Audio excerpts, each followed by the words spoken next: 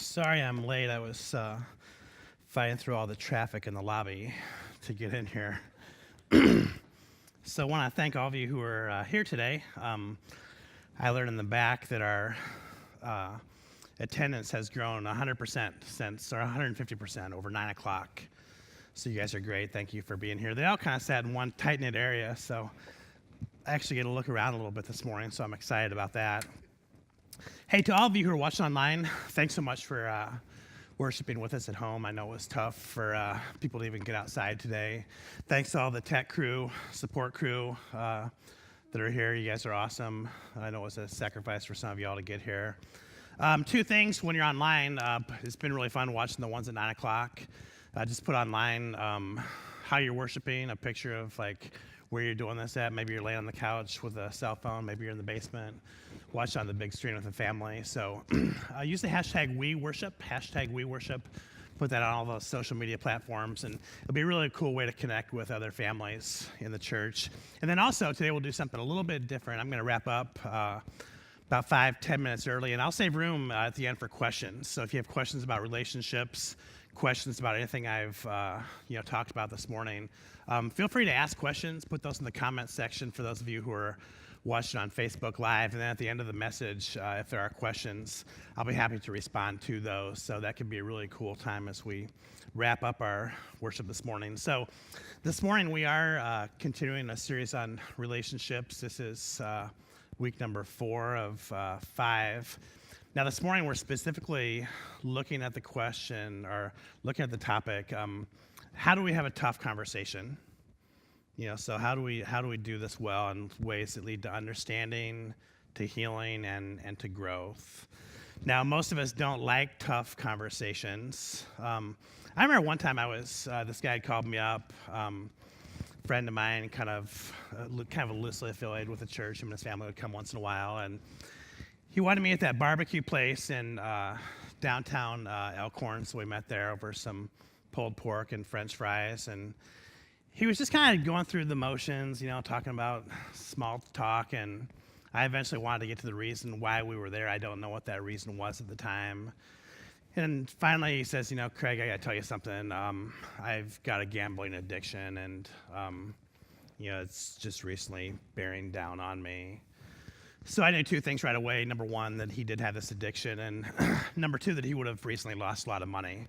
I have never come up and had anyone say, Craig, I got a gambling addiction. It's been a season of prosperity lately. Here's 10%. Never once had that conversation. Had the conversation many times of, someone that's lost a lot of money. So actually, even talking to me, that was going to be an easier conversation than talking to his wife. That was going to be a really tough, painful conversation for both of them.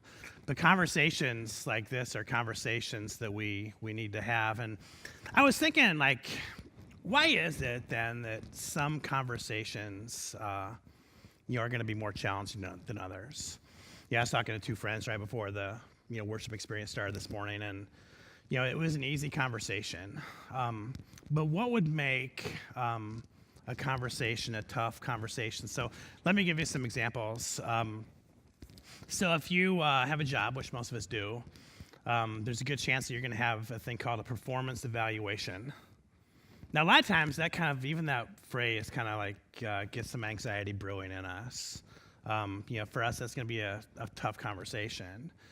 Some of us have teenagers. I see even in this room, some of us have teenagers, and there's awkward conversations that we have to have. I mean, some conversations are going to be very simple and natural and easygoing. Some are going to be quite tough.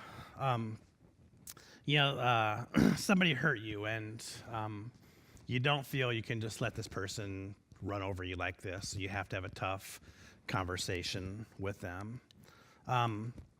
So what are some, why are some talks tough? Well, one is that we fear rejection. So one of the reasons that conversations are going to be difficult for us is that we fear rejection. So, for example, this has happened to me 6 times in my professional career. I've had always a young adult, usually probably as young as 16, as old as probably late 20s, 27, 28 maybe. It was someone who was gay that just didn't feel that they could tell their parents by themselves. Yeah, I remember the first time I ever had this conversation with a family. He was probably 21, 22. I didn't even know him. But he says, Craig, my parents just love you, and I just want you to be with me as I tell my parents this. And I remember, as I just watched the dynamics unfold that afternoon, the reason this was such a tough topic for him was the fear of rejection. The rejection from his mom and his dad. Now, the second thing we're going to fear is the fear of failure. So think about this. If you're getting ready to ask somebody out on a date, the reason this is so tough for so many people is we fear failure. It's like, so do you want to go to the game with me on Friday night? No, not really. I'm interested in the game, but not with you. So we fear that because we don't know that the response is going to be yes. That's what makes that a tough conversation for so many people. The fear of conflict is going to be one. So I'm thinking of a woman who had a group of friends. She was absent at one of the gatherings of the friends. They were asking why she was gone. One of the people who she thought was a friend said, well, I think her and her husband are having some marriage issues. They got back to her. Now, it turns out that her and her husband weren't really having marriage issues. I mean, their marriage wasn't perfect, but it was all right. And that wasn't the reason that she wasn't there. Now, I remember her talking to me. She says, do I let this slide or do I actually confront her? And she decided that she was going to confront the person. But the reason that made this conversation so tough is because she feared conflict. She did not want to fight. She did not want to fight, especially with this woman. That's what made the conversation tough. And the last thing I have is the fear of disappointing another person. So I remember this was just a couple weeks ago. I was talking to a high school kid and just asking him how things were going. And he said, they're going all right. I got some grades in I got some grades that I'm not very proud of. And I guess I need to tell mom and dad about them pretty quickly before they find out. And, I kind of dug a little bit deeper, why is this a tough conversation for you? And he just said, I don't want to disappoint my mom and my dad, and that's why I don't want to have this conversation. So not all relationships are going to be easy. In fact, none of them are. Some relationships are going to be tough. So then it makes sense that some of our conversations, even though they're tough, they're going to be necessary then as well. Tough conversations are necessary for healing, for understanding, and for growth. So for those of you who've been keeping track, we have 12 relationship tips so far. We're going to have a number of additional ones today. Relationship tip number 13 is conflict does not work itself out. Some conversations are going to be difficult. All right, so if you have a cavity, what do you do? Okay, you go to the dentist, right? If you owe money on your car, what do you do every month? You make a payment, right? So the cavity does not go away unless the dentist does something about it. The car payment does not go away until you pay it off. Now, conflict with another person is like a cavity. It's like a debt. These are normal, they're natural, they happen, and they do not go away magically on their own. Just like it's tough for some of us to go to the dentist, just like it's tough for some of us to, send in that check every month, it's tough to have that tough conversation. Now, I remember, this is about 10 years ago or so, there was a kid in the church. He was 16, 17 years old. His parents had found out through the network of friends that he was drinking. That disappointed them. They also found out, though, that he had driven a number of times after he had drank, and that one was really tough for them. So they asked if I would come over. I came over. It's about a half hour before he got home from school. They wanted us three to talk to him together. They said the kid liked me and looked up to me and maybe would listen to me. And I asked the parents, I said, so what do you think y'all should do? What's the goals of this meeting? And the dad right away says, well, we got to get the facts straight. I said, I think we already got the facts straight. the kid's drinking, the kid's driving sometimes when he drinks. I mean, that's something we all agree on, right? And I said, I think what we really need to do is probably acknowledge, like, why this is happening. You know, is he self-medicating from some kind of pain? Is it peer pressure and he wants to be accepted? You know, is he being defiant and, like, that excites him for some reason? Like, there's all sorts of reasons, and I think we need to get to the reasons beyond the facts. Now, this lesson is for all of us. It's relationship tip number 14. Tough conversations are rarely about getting the facts straight. You know, so think about your tough conversations. You know, you and the other person were both there. Usually, you both pretty much know what happened. You know, so tough conversations are rarely about getting the facts straight. They are about conflicting interpretations, perceptions, and values. You know, so the kid got home, we talked. Within 60 seconds, we all agreed on the facts. You know, that he was drinking, that sometimes when he drank, he drove. That's the facts. Now, the perceptions of the facts here, what's going to be important? You know, so I asked him, I said, so what's up with this? Like, you know, why are you doing this? And right away, I didn't have to do any of this psychobabble, none of this stuff. He just said, you know, I want to fit in. He says, you know, I'm a junior at the school. I've been lonely. Yeah, I hung out with this group of kids. They started drinking. They liked me. You know, I know it was wrong. I know especially driving was wrong. You know, can you guys help me with this? So now you can see, like, what happens when we can dig below the facts and get to the interpretations and the values and the perceptions. So let's do this. The kid was misunderstood. I think this led to a case of understanding. But let's just do a real quick show of hands. Who in this room has been misunderstood before? Just raise your hand. So for those of you online, we're close to 100%. Now, here is where I want to go with this. And this is number 15. The most important approach to a tough conversation that any of us can take is this: moving our internal stance from I understand to help me understand. So at my first church in Iowa, I had a part-time job. I was a chaplain at a mental health institute. So we would have 3 types of patients that would come and, you know, stay with us. It was a residential treatment facility. Deep depression, bipolar disease, and schizophrenia. So this woman had tried to commit suicide. She was young. She was like my age at the time, you know, probably 27, 28 years old. And she dealt with deep depression. It appears that it started after she had her first child, like 2 or 3 years previous to that. She got to the place of stability. We invited the husband to come in and see her for the first time.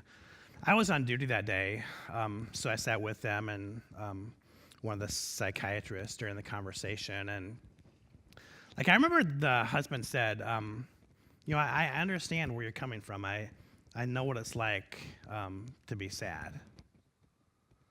And like, me and the psychiatrist looked at each other, and I was the one that talked, and I said, you know, I don't know if you understand or not.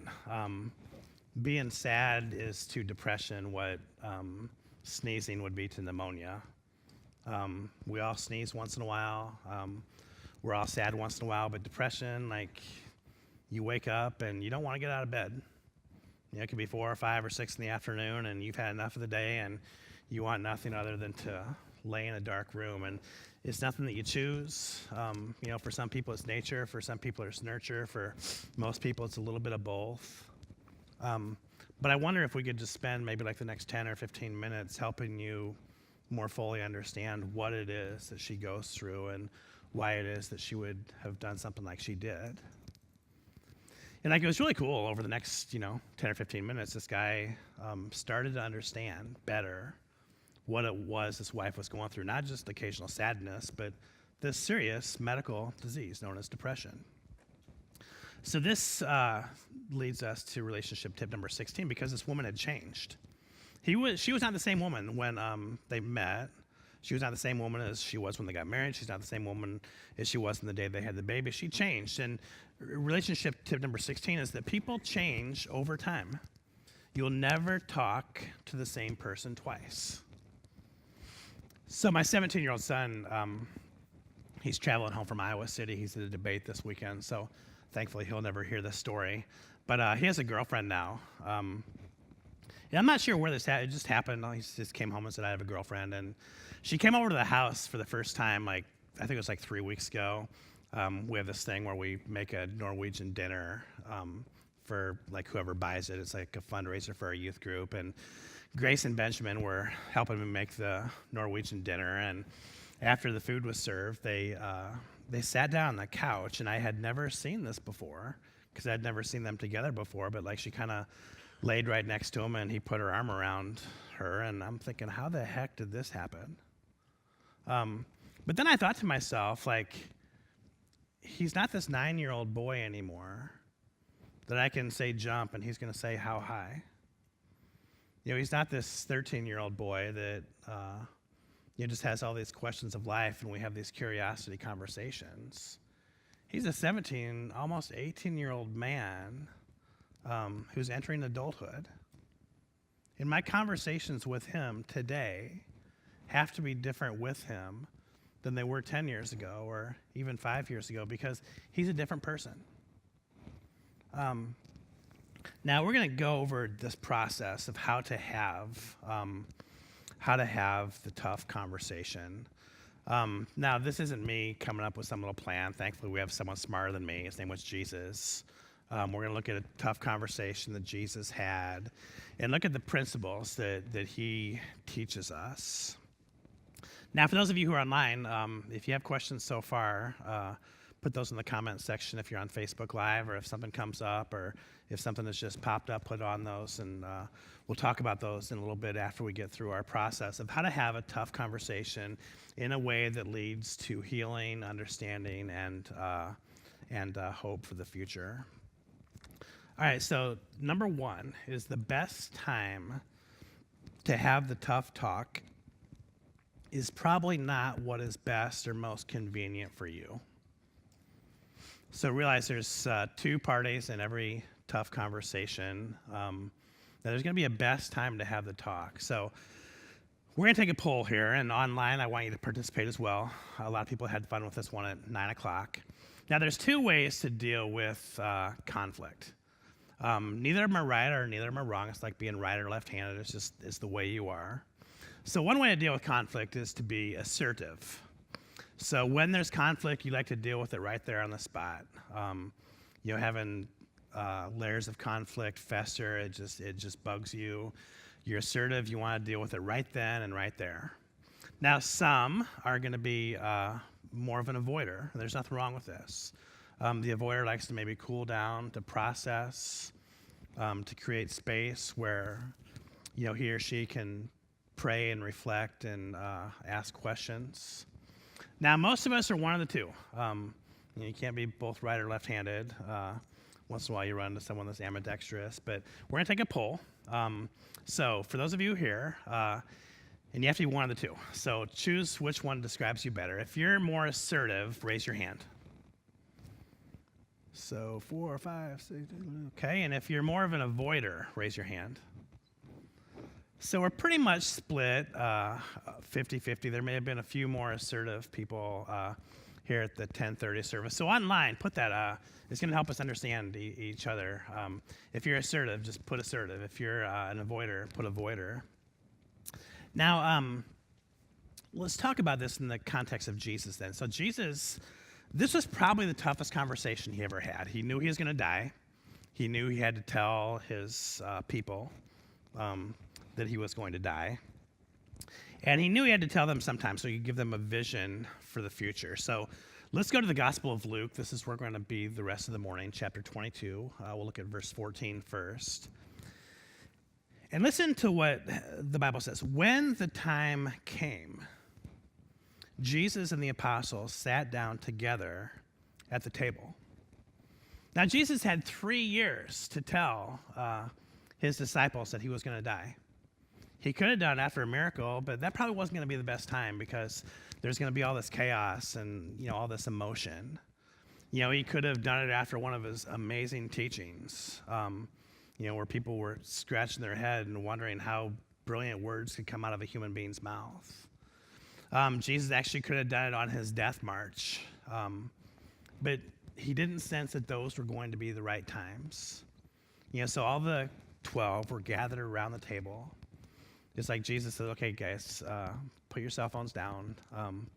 Let's just focus on each other. There's something I need to tell you. Can we have a tough conversation? And that's what happened. Now, Jesus knew. Now, think about this for those of us who have to have tough conversations. There is a right conversation to have. Like, we all know that one. But there's also a right time to have the conversation, and there's going to be a right way to have the conversation. Now, you may need closure for the conflict that's happening, but maybe the other party still needs a time of reflection and a time to cool down. So the right time isn't going to be right now, even though that's what you need. You may need to simmer down, you may need to pray, you may need to seek advice. But just think about this. Have the right talk at the right time in the right way. So we're going to look at the right way. Number 2 then is going to be direct. So don't beat around the bush. Don't talk about the weather. Don't talk about sports. Jesus said in verses 15 and 16, now look how direct he was here. Look how direct he was. I've been very eager to eat this Passover meal with you before my suffering begins. Right there in the first sentence, he said, I'm going to suffer. I've been wanting to have this conversation with you. It's the right time now. My suffering's about to begin. For I tell you, now that I won't eat this meal again until its meaning is fulfilled in the kingdom of God. And Jesus is saying here, guys, this is the last meal that I will have a mouth to eat with. It's not easy to tell you this. From now on, after tomorrow, the church is going to be in your hands. Like, this is not an easy conversation. But Jesus is having it at the right time, and he's very direct about what he's saying. So let's just look at the difference between indirect and direct communication. So let's just say, like, you're my age, in your mid-30s, and I thought at least one of you would laugh. For those of you online, there were a few people that chuckled. But yeah, let's just say like you're my age in your mid-40s. Let's say that you got a kid in college. There's another one that's in high school. Let's say that you've always had enough money to get by, but never, so much that you can just do whatever you want. Let's say the college tuition checks need to be written twice a year. There's been some medical expenses. You have more car insurance that you're paying now than you've ever paid before. And there's a house repair that had to happen that you just didn't think was going to have to happen. And let's say your son is 9th, 10th grade and he wants to go to camp. Let's say the camp costs $1,200, and let's say you don't have the $1,200. So you know that your parents are fairly well-to-do. They could write out a $1,200 check, and it's not going to faze them one bit. So here's the difference between direct and indirect conversation. Indirect conversation is this. Hey, Mom, hey, Dad, Johnny really wants to go to camp this year, and gosh, we've had so many bills, and I don't know if we're going to be able to send him or not. And the indirect conversation there is you're waiting for the parents to just volunteer so you don't have to ask. So then you talk for a little bit more, and then you start talking about baseball. And speaking of baseball, gosh, Johnny wants to go to this camp, and God, can you believe it's $1,200, and we just wrote out this tuition check, and we're still paying off the appendicitis with the hospital, and I just don't know if we're going to be able to do it or not.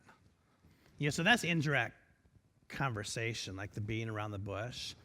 The direct conversation is say, hey, Mom and Dad, kind of awkward here, but I just want to be real with y'all. As you're aware, the girls in college, and we're writing out tuition checks, and we've had some car issues and some medical issues, and Johnny really wants to go to baseball camp. I don't think we can swing it.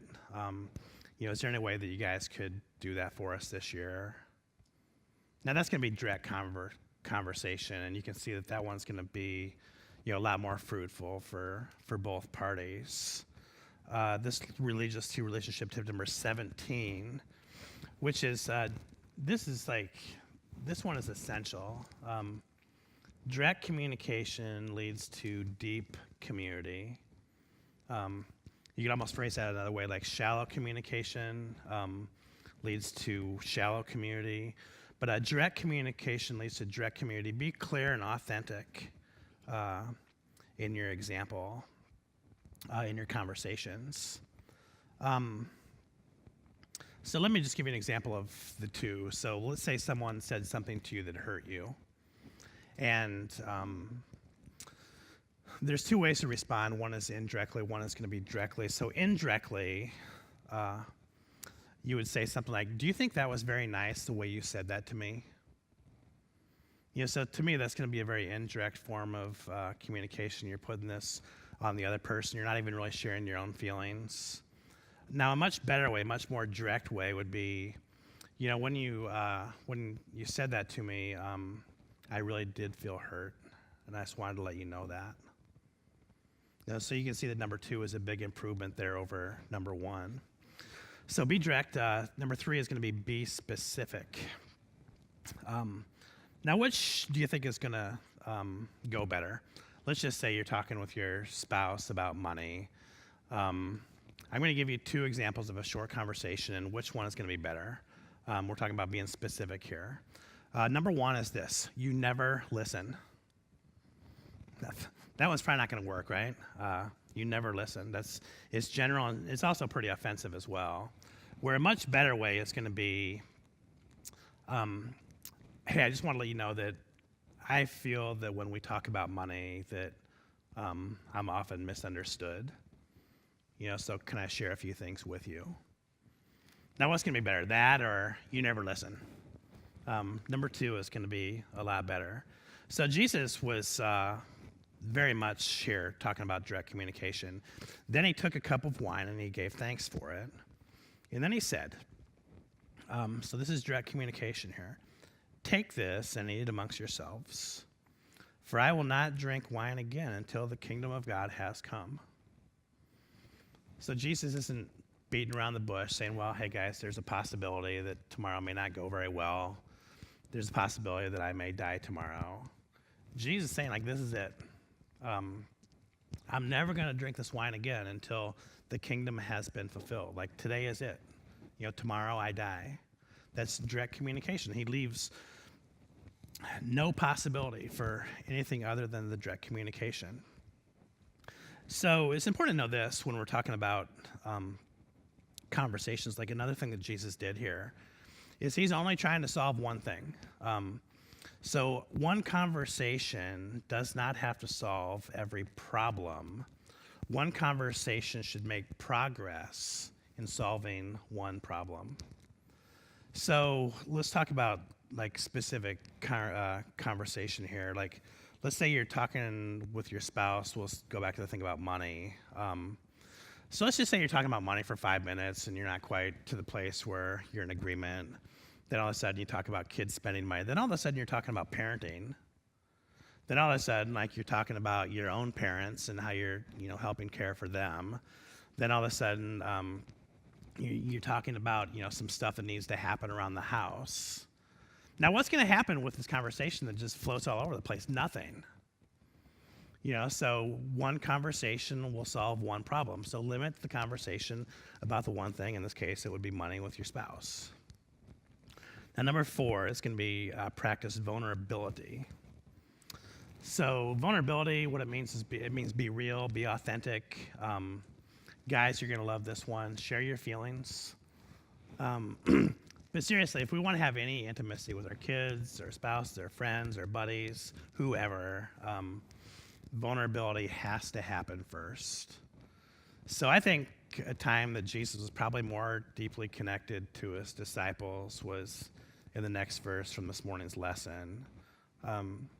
Here, I just wish that we could get the emotion that had to be going through Jesus' mind as he said these words. He took some bread and gave thanks to God for it, and he broke it in pieces and gave it to the disciples, saying, "This is my body, which is given for you. Do this in remembrance of me."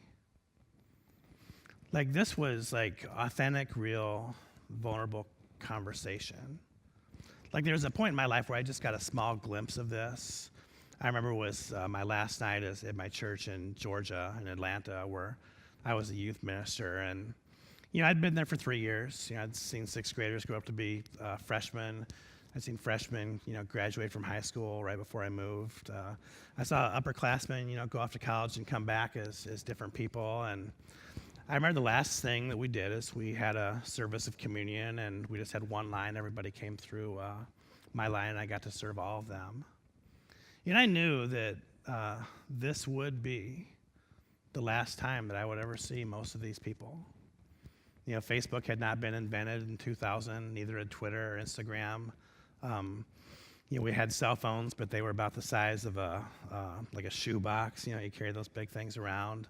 I was moving to Northwest Iowa. All of them were staying in Georgia. And it was this part of vulnerability where, every one of them I had to say goodbye to. And that's what Jesus was doing here. It took piece by piece by piece, and he was saying goodbye to the men that he loved. Now, this is relationship tip number 18. Vulnerability is the parent of courage, change, and connecting. So here's the deal. If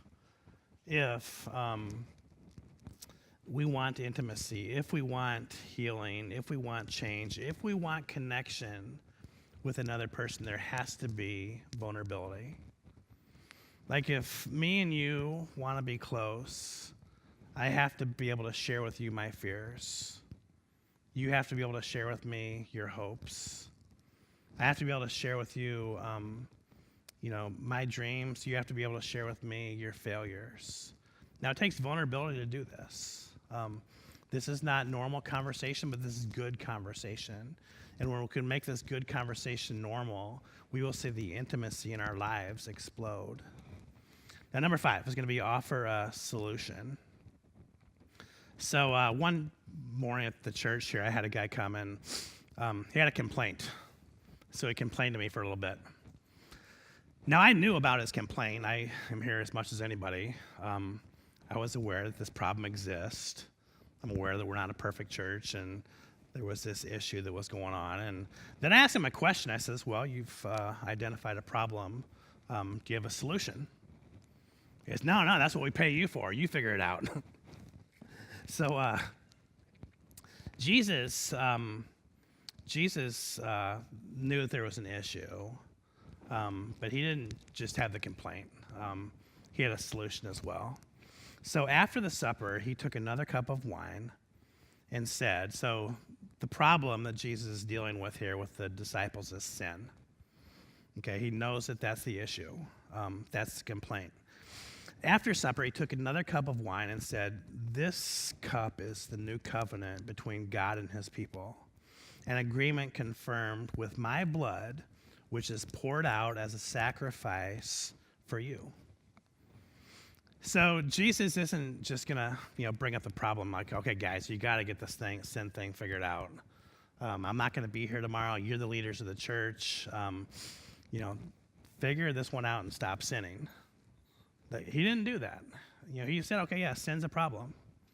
And because it's going to be such a problem, I've come up with a solution. And that is that I am going to give myself for all of you. This blood, it represents forgiveness. There's going to be sin in the future. But I want you to know that my grace is greater than your sin. My forgiveness is greater than your failure. He didn't just have the problem, he had the solution. Now, any idiot can identify and waste their lives complaining about the problems that they see in the world. It takes a courageous and caring person to commit time and energy to seek solutions. So let's just say that you have a daughter. She's like a freshman in high school. You actually have a freshman, don't you? This isn't about her. There's just like so let's just say you have a daughter that's a sophomore in high school. There's no one that has a daughter as a sophomore, right? So let's just say that like it is just really tough for her to get to school in the morning. Like, she's always doing her hair. She's always trying to pack her bag. She's looking for lost stuff. She's on her cell phone chatting with her friends, and you're just on her case like day after day. And like the school allows your children to be tardy 7 times. Not that I would know that through experience, but she's had like 17 of these tardies, and the semester's on like half over. Now, any of us can identify the problem.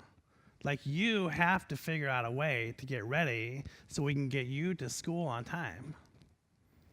But the tough conversation, the way we do this is we enter it with a solution. It's like, okay, how's this? How about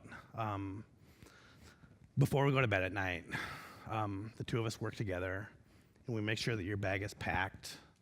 We make sure that everything you have is in the place where you know it needs to be. Let's get your clothes set out so you're not, spending a lot of time figuring out what to wear. Let's make sure that we get up like maybe 10 minutes earlier. Could we do that? And then maybe if you could not, be on your phone so much until you're pretty much ready. I think that's going to get us to this place. I mean, can you do that? Now, yeah, the kid's going to respond positively to that. More so than just like, you have to figure out a way not to be late to school every day. This is grace. Grace is walking alongside someone. It's offering not only a solution, but partnering with them to implement that solution so they can be successful. All right, number 6 is manage your emotions. All right, real quick, show of hands here. Who here has experienced anger making one of your tough conversations either easier or better? Okay, I'm going to ask that question again because I don't think you missed. So who here has experienced that anger is helpful in your tough conversations? Okay, so anger generally isn't going to be a helpful thing. Anger generally makes tough conversations tougher. So we get to manage our emotions. So in Luke chapter 20, verses 21 through 22, now here, Jesus has every right to be angry. And we just don't read it when we read this text. But here sitting at the table, this is Jesus talking. Sitting among us as a friend is the man who will betray me. For it has been determined that the Son of Man must die. But what sorrow awaits the one who betrays him? So I think it would have been easy for Jesus to point and Judas, you're going to betray me, and this is going to cost me my life. And, this is not a cool thing to do. Jesus could have been mad. He could have called Judas out at the time. He could have been angry. And in a very calm way, he says, the will of God will be fulfilled. One of you is going to betray me. And this gives us relationship tip number 19. And look what Jesus did here. Positive emotions. Jesus didn't go negative on Judas on this one. Positive emotions produce kindness, humility, and wisdom. Negative emotions produce arrogant, irrational fools. So don't be negative, be positive. Be positive. So number 7, leave room for questions. So a tough conversation is not a monologue, it's a conversation between two people. There should always be this freedom for both parties during the conversation to ask clarifying, unifying questions. So the disciples began to ask each other. So here, Jesus is giving them permission to ask questions in verse 23. The disciples began to ask each other, which of them would ever do such a thing? So here, what we're doing, and we talked about this a little bit in week 2, is we're moving from the aim of being right in winning the argument, winning the conversation, being the right party, to understanding and being understood. So questions are going to allow us to understand other people better, and other people asking us questions are going to allow them to understand us better. Now this one is essential here. change will never happen before understanding. So if me and you had conflict, I can't really ask you to change until you understand me, and you can't ask me to change until I understand you. Understanding is going to be the foundation for change and growth and healing. Now, last one is number 8. And I do this with every couple I see, every individual I see. Number 8 is you just end with hope. No matter how tough the previous 20 minutes was or 50 minutes was, always end the conversation, always end the tough conversation with hope. Now, this is what Jesus did. He told the people the next day is going to be pretty tough for all of us, especially for me. After tomorrow, you're on your own. But then listen to what he says. You have stayed with me in my time of trial. And just as my Father has granted me a kingdom, I now grant you the right to eat and drink at my table in my kingdom. And here's the hope. You will sit on the throne judging the 12 tribes of Israel. Now that's hope. These guys have no clue what the next 24 hours is in store for, but Jesus says, you're going to get through this. And when you get through this, the 12 of you are going to be judging the 12 tribes of Israel. Yours is the place at the table. Yours is the kingdom of heaven. Now, he could be saying something like, we could focus on all the bad stuff that's going to happen, but what I want to do is I want to focus on the beauty of what has happened and the possibilities of the future. Many of you who have been around for a while know that one of my favorite authors is a teenage girl. Died a long time ago. She was held as a captive during World War II in Amsterdam, or more like she was hiding in Amsterdam. They finally found her. They took her to a concentration camp, and it was during this short season of her life that Anne Frank, certainly wrote some of the most beautiful literature that's ever existed. And the thing that she said is what I'm going to conclude with this morning. And this is how we can end a tough conversation. I don't think of all the misery, but of all the beauty that still remains. So whether she wrote this holed up in this little room in this little house in Amsterdam, or whether she wrote this with a bunch of other Jewish people that didn't know if it was going to be their last day or not in the concentration camp, she gives us these words. I'm not going to think of all the misery, but all the beauty that still remains. Do we have any questions that have been submitted this morning? We got some questions. I'm just going to read them to you. So let's just do one at a time. So Okay. Question number 1. The first one, does hoping your adult child is a Christian the only way to touch their lives, or is this just more of what the parents thinks that adult child needs? Isn't more understanding of the adult child, of what the adult child is feeling, thinking, or needing more important? Okay, so what was the first line? I didn't catch that. Does hoping your adult child is a Christian the only way to touch their lives, or is this just more of what the parent thinks the adult child needs? Well, I think that the parent here thinks it's a good thing, hoping that the child's a Christian. I think regardless if our child is 49 years old, which I am, or like Benjamin, my son, is 17, I would hope that my mom always wants that for me, and that I would always want that for Benjamin. I think really one of the things we're looking at here is how do we continue to model that behavior in a way that's going to be attractive to our kids.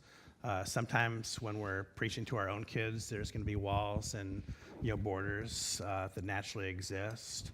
So we can pray that other people can be witnesses as well. But then to try to understand the kid as well, where they're coming from. So for example, a friend of mine, he's a number of years older than me. He has an adult child in his mid-20s, and this 25-year-old kid has really seen the church at its worst a number of times. Dad had to move. There was conflict in a lot of the small churches the dad was in, and you can almost understand why this 25-year-old kid has the view of the church that he has.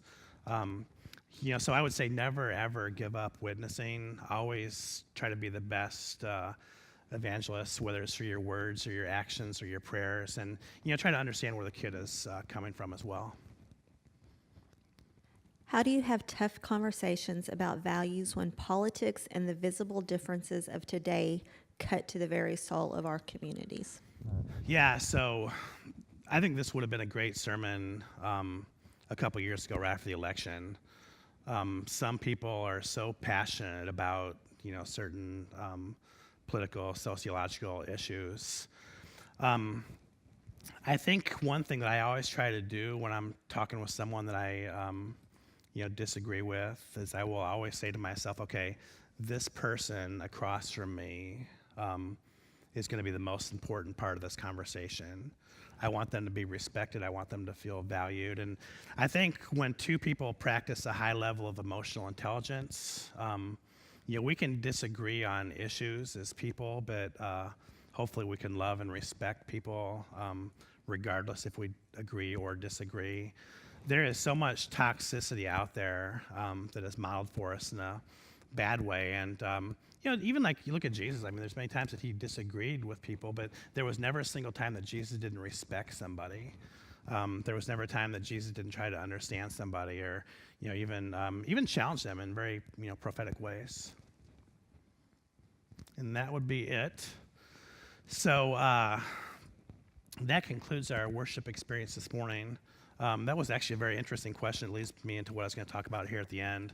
I just need about 90 seconds on this, and then we'll pray and we'll conclude our worship experience. But we are United Methodist Church. I'm a United Methodist pastor. Some of you have probably been reading the news the last day or two, and you certainly will in the next few days as well. We're having a worldwide conference. The one issue at that conference is we're discussing human sexuality and the rights of homosexuals in our congregations. As a denomination, we're not agreeing on this. Even in our local church here, we have a lot of diversity. Now, I have no control. Our church has no control over what happens in St. Louis. Now, it just did happen that this series and this specific sermon happened today. I didn't plan it that way where it was going to be on the same day as the general conference starts. But, we may have some tough conversations with the church. There may be some of us that the denomination is going to be a little bit different than what we, personally believe. We'll have those conversations. We'll do that as a church. We've been through some tough times together, and there will be more tough times ahead. But one thing we can all do is we can all pray for our local church, the Water's Edge, and we can pray for our denomination as well as they have these tough talks on a very divisive issue. So if you have any questions, feel free to talk to me. Any of you online, just feel free. I'd love to chat with you all about this. I don't know what's going to happen. I hear things are split pretty much 50-50 down the middle. So we'll see what happens in a few days. So let's go to God and let's pray. Lord, I pray right now for all of us who are here physically, all of us who are online. God, I pray for the tough conversations that need to happen in our life. Lord, we thank you for relationships, the blessing that they are to us. God, I pray that, where there is dysfunction, where there's hurt, where there's misunderstanding, I pray that tough conversations can and do happen. And Lord, I pray because of these direct, specific, grace-filled conversations, God, where we have solutions on how to move forward together, that these conversations will lead to understanding, that they'll lead to healing, and that they will lead to growth. God, there's fears that are preventing some of us from having these conversations, whether it's failure, rejection, or conflict, or whatever. God, help us to overcome these fears with courage. And Lord, as we have these conversations, to be fully present, to listen well, to ask good questions, and God, to value the person that we're conversing with. God, help us to lose our need to always be right. Help us, Lord, to just do our absolute best to understand and to be understood. So, Lord, we come down and we pray the prayer in one voice that you taught us to pray. Our Father, who art in heaven, hallowed be thy name. Thy kingdom come, thy will be done, on earth as it is in heaven. Give us this day our daily bread, and forgive us our trespasses, as we forgive those who trespass against us. And lead us not into temptation, but deliver us from evil. For thine is the kingdom, and the power, and the glory forever. Amen. Hey, thanks y'all for coming out here today. All of you online, thanks for watching as well. Have a great Sunday, and we'll see you all here next Sunday at the Water's Edge.